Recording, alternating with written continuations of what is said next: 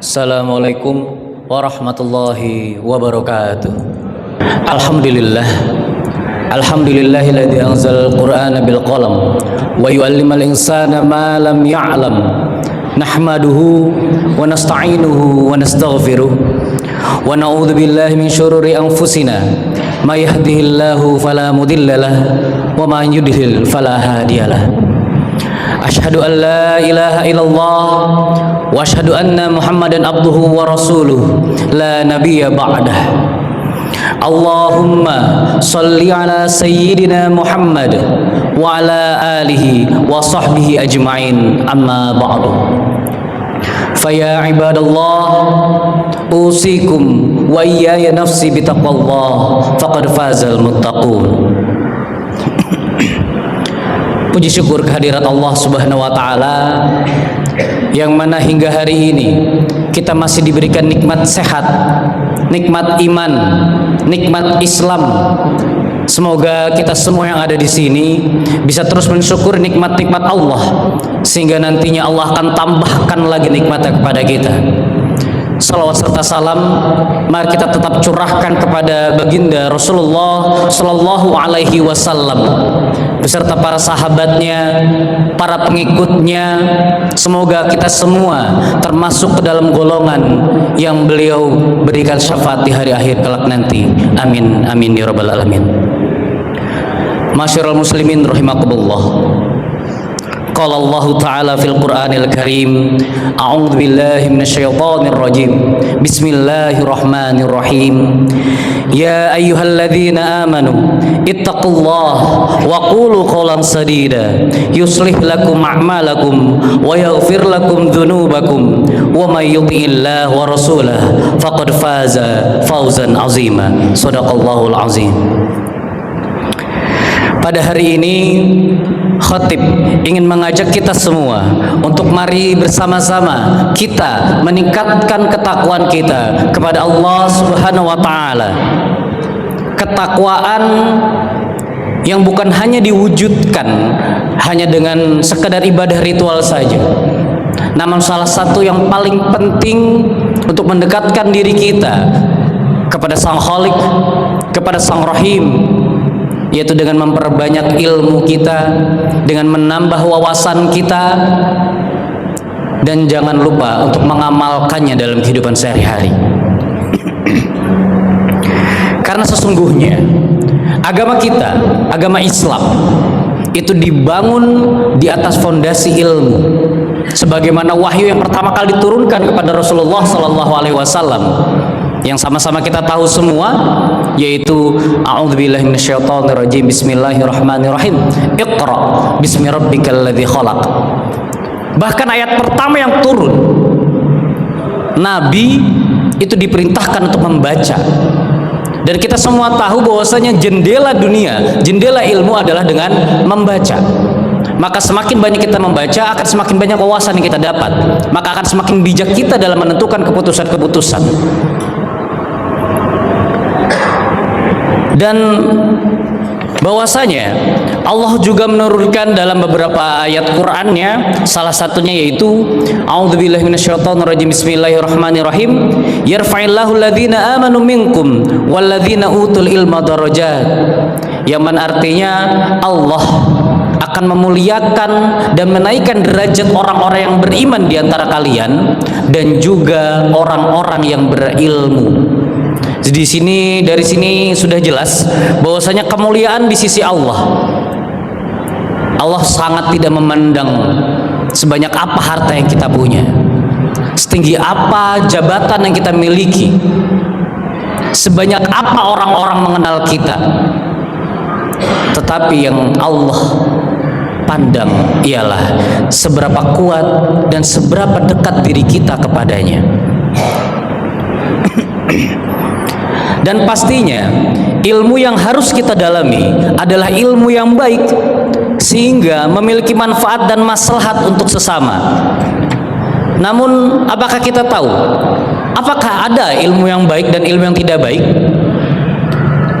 Ilmu yang baik itu adalah ilmu yang bisa mendekatkan kita kepada Allah Subhanahu wa taala, menambah ketakwaan kita, memberi manfaat dan maslahat kepada orang banyak. Namun sebaliknya, apa itu ilmu yang tidak baik? Ilmu yang tidak baik adalah justru ilmu yang membawa kesesatan, menjauhkan kita dari akidah hingga jauh dari keberkahan. Nauzubillah min dzalik. Kalau kita lihat di era sekarang ini, di mana zaman teknologi sudah sangat canggih, kita bisa mendapatkan ilmu tidak hanya harus pergi ke sekolah, kita tidak harus pergi ke lembaga-lembaga, bahkan dengan di kamar saja atau di ruangan sempit sekalipun sambil duduk santai, kita bisa menambah wawasan kita. Dengan cara apa? Dengan membaca website-website keislaman, dengan bahkan menonton kajian-kajian dari video-video YouTube, TikTok, Instagram dari para ulama-ulama yang terkenal yang ada di negeri kita. Tapi mungkin kita semua tidak sadar bahwasanya kecanggihan teknologi ini bagaikan pedang bermata dua. Kalau kita bijak menggunakannya, maka itu akan sangat bermanfaat untuk kita, untuk meningkatkan keimanan kita, mengembangkan bisnis kita, meningkatkan karir kita. Itu kalau kita bijak. Namun apabila sebaliknya, efek dari teknologi ini sangat riskan sekali.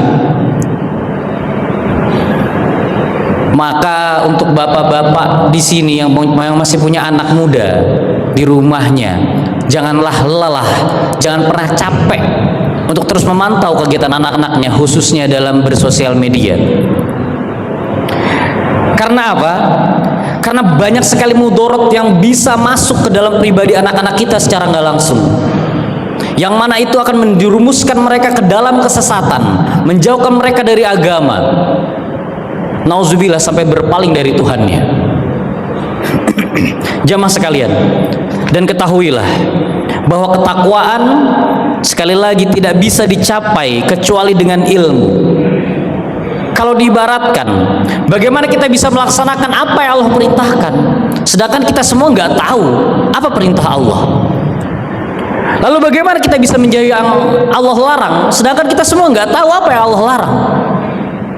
Bagaimana kita tahu jalan-jalan menuju surga, sedangkan kita nggak pernah tahu langkah-langkah menuju surga itu apa aja.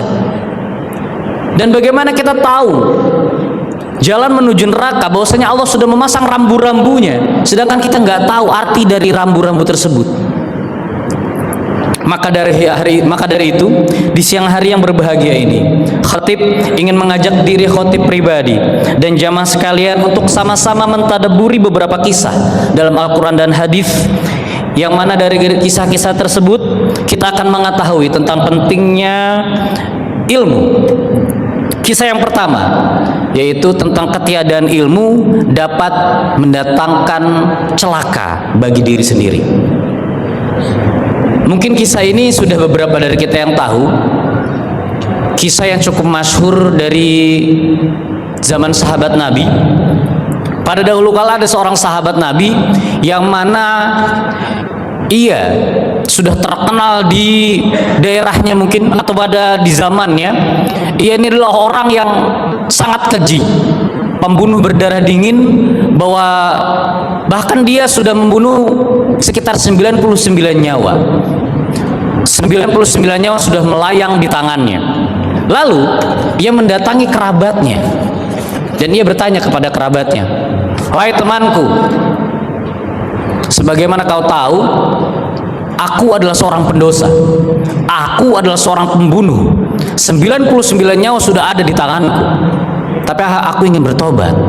Apakah Allah akan menerima taubatku?" Kata kerabatnya, "Tidak, dosamu sudah terlalu banyak, maka tidak ada taubat bagimu." Bisa dibayangkan, dia adalah orang, mungkin kalau kita bisa katakan dia adalah orang yang jahat, seorang pembunuh, pengen jadi bener, tapi ternyata jawaban dari kerabatnya Allah nggak bisa mengampuninya. Maka makin kecewalah dia, makin kesalah dia dengan kerabatnya. Akhirnya Seketika saat itu jawaban itu dilontarkan, ia pun membunuh kerabatnya tersebut. Hingga akhirnya genap sudah jumlahnya jadi 100.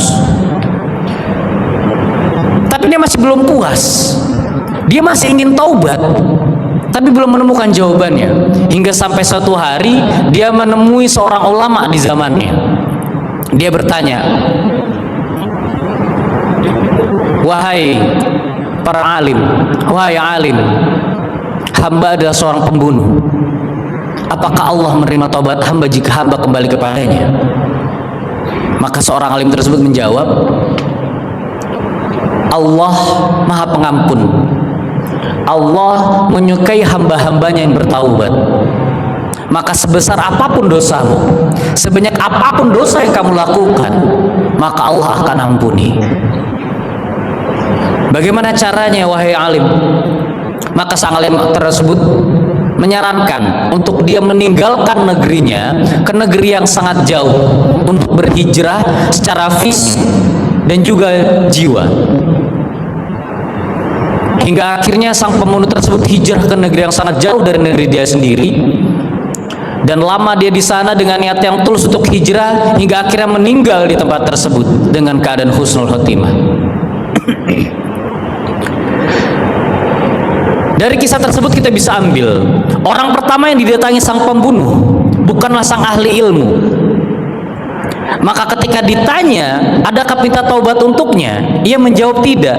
Ia menjawab tanpa ada landasan ilmu, karena memang pekerjaannya tidak untuk belajar.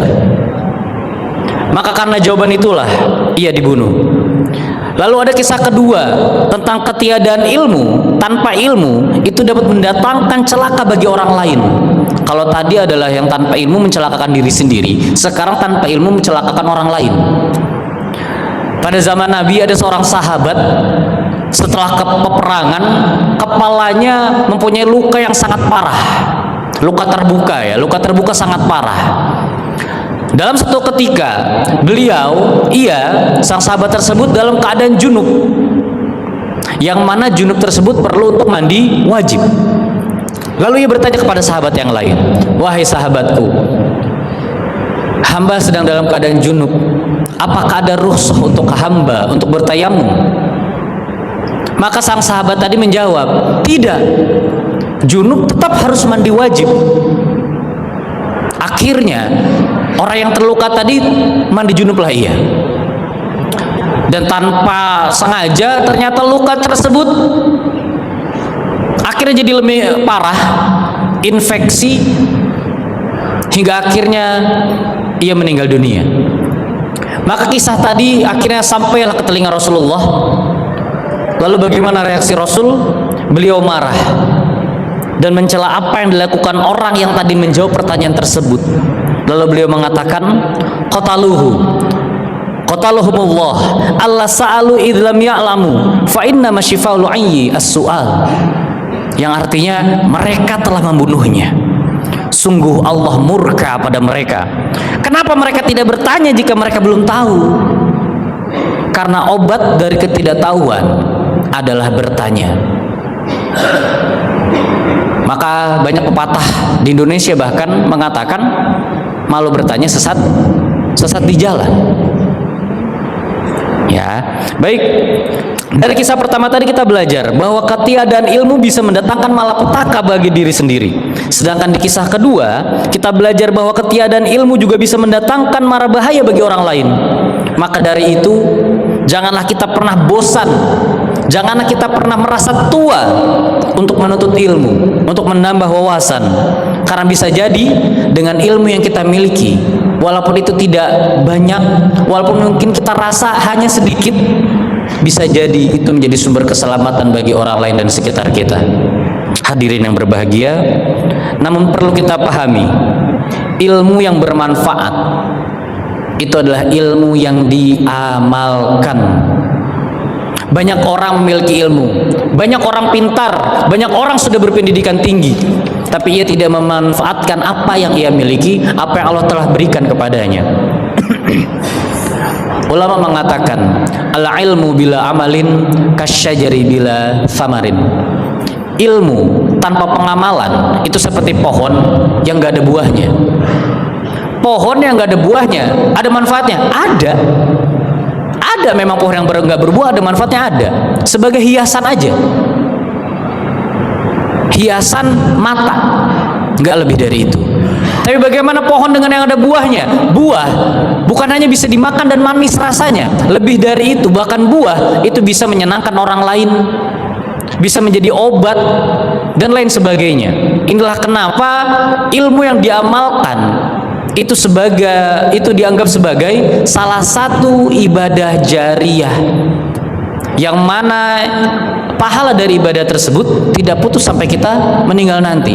Bisa kita bayangkan ya, kita mengajar beberapa orang, misalnya 5 orang aja, 5 orang kita ajarin huruf hijaiyah aja anak-anaknya, kita ajarin huruf hijaiyah, abata jahaho.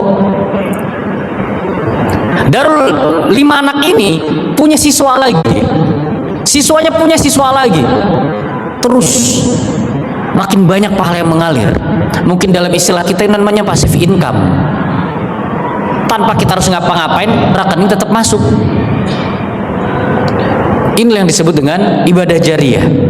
Oleh karena itu, marilah kita perbanyak ilmu sekaligus berusaha mengamalkannya dalam kehidupan. Ajarkan kepada keluarga kita, anak-anak kita, rekan-rekan kita, dan lingkungan sekitar kita. Jadikan rumah kita sebagai tempat tumbuhnya ilmu. Dengan cara apa? Dengan membaca Al-Quran, menghadiri majelis-majelis ilmu, dan berdiskusi tentang kebaikan. Masya Allah. Dan ulama pun menyampaikan, laulal ilmu lakanan nasu kal bahaim. Tanpa ilmu, manusia itu hanya seperti hewan. Bahkan dalam satu ungkapan disebutkan, al insanu hayawanun natik, bahwasanya manusia adalah hewan yang berakal. Maka tanpa kita gunakan akal kita ini sebagai hewan yang hanya butuh makan, tempat tinggal, dan berkembang biak, nggak ada manfaatnya. Maka dari itu, marilah kita terus menambah keilmuan kita. Kita teruslah merasa haus akan ilmu, dan jangan pernah lelah untuk mengajarkan dan mengamalkannya. Karena itulah salah satu bekal kita yang akan menambah beban amal kebaikan kita di akhirat kelak. Ma'asyiral muslimin rahimakumullah. Aqulu qouli hadza wa astaghfirullah li wa lakum fastaghfiruh innahu huwal ghafurur rahim.